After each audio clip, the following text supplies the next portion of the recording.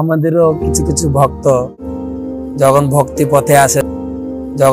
পথে আসে দেখা যায় কেউ হয়তো মাছের বিজনেস করে, কেউ হয়তো ওখানে মুদিখানাতে ডিম পেঁয়াজ বিক্রি, রসুন বিক্রি করে, কারো চায়ের দোকান আছে।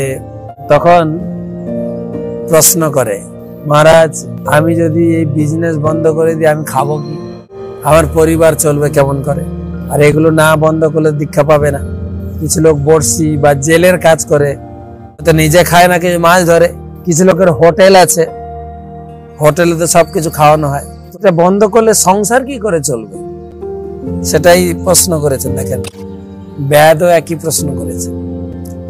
ব্যাদ কহে ধনুক ভাঙ্গিলে বর্তিব কেমনে, আমার সংসার চলবে কেমন করে? নারদ কহে আমি অন্ন দেব প্রতিদিনে। নারদ বলছে তুমি চিন্তা করো না, তুমি আগে ধনুক ভাঙো, তোমার যা খাবার লাগবে অন্য সাপ্লাই আমি দেব, এটা তো বিশ্বাস হওয়ার দরকার। প্রভুপাদ তাৎপর্য লিখছেন এই শ্লোকে, আয়ের উৎসই প্রকৃতপক্ষে আমাদের ভরণ পোষণের কারণ নয়। ব্রহ্মা থেকে শুরু করে ক্ষুদ্র পিপিলিকা পর্যন্ত সকলেই ভরণ পোষণ করাচ্ছেন ভগবান।